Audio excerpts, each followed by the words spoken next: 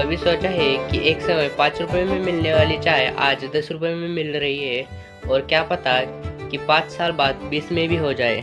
और एक इंटरेस्टिंग बात बताओ तो 1990 के अराउंड $1 की कीमत 17 रुपए के आसपास थी, पर आज $1 की कीमत 80 पार हो गई है। मतलब सेम डॉलर की चीज़ खरीदने में ज़्यादा रुपए देने पड़ते हैं। मतलब क्वेश्चन ये नहीं है कि इतना डिफरेंस क्यों आया, पर क्वेश्चन ये है कि प्राइस बढ़ रही है या पैसे की वैल्यू धीरे धीरे कम हो रही है। और अगर इनकम सेम रही बट एक्सपेंस बढ़ जाए तो रियल में लॉस किसका हो रहा है?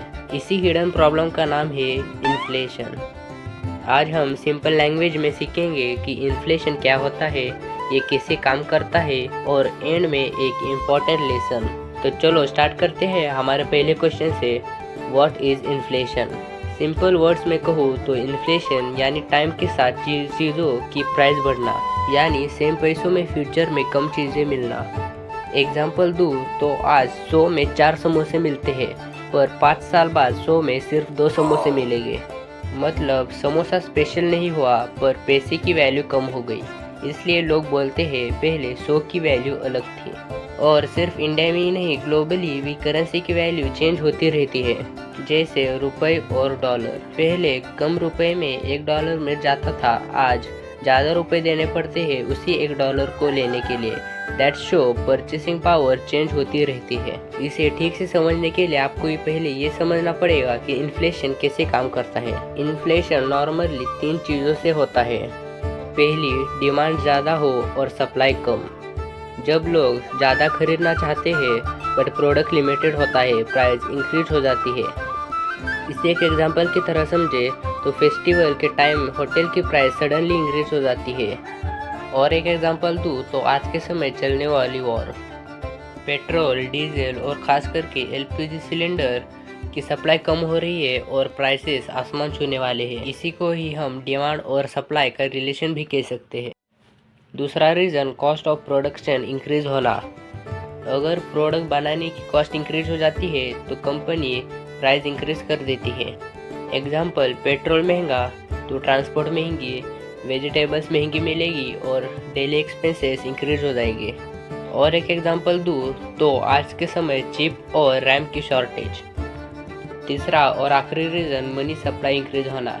जब मार्केट में पैसा ज़्यादा हो जाता है, लोगों की स्पेंडिंग पावर भी बढ़ जाती है, तो सेलर्स प्राइस इंक्रीज कर देते हैं। इसलिए इन्फ्लेशन एक नेचुरल प्रोसेस है इकोनॉमी में।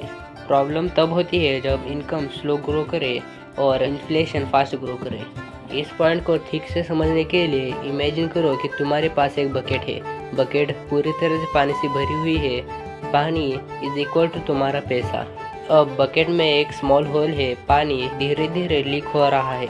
तुम देख नहीं रहे बट पानी का लेवल धीरे धीरे कम हो रहा है। That leakage is equal to inflation. और एक इंटरेस्टिंग बात बताओ तो लीकेज फास्ट भी हो सकती है और स्लो भी, बट अमाउंट कभी भी कम्प्लीटली स्टॉप नहीं हो सकता। इसलिए लॉन्ग टर्म में पैसे की पावर कम होती है। पर मुझे लगता है पिछले वाला एग्जांपल आपको नहीं समझा होगा, इसलिए एक और एग्जांपल सुनो। रोहित नाम का एक स्टूडेंट था। 2010 में रोहित को 500 रुपये पॉकेट मनी मिलती थी। उस टाइम मूवी टिकट 800 रुपये की, बर्गर 40 और बस टिकट 5 रुपये का। इसमें रोहित सारे पैसे उड़ा देता था। 500 रुपये में रोहित इजीली एंजॉय कर लेता। अब 2025 में 500 रुपये की पॉकेट मनी अगर किसी स्टूडेंट को मिले तो सिचुएशन अलग होगी। आज के समय मूवी टिकट ही 250 की हो गई है, बर्गर 120 और बस की टिकट 20 रुपये की। अब 500 में सिर्फ बेसिक नीड्स ही कवर हो सकती है। Same pocket money but different lifestyle क्यों? Reason, inflation. कंक्लूजन पे आए तो इन्फ्लेशन एक इनविजिबल एनिमी है।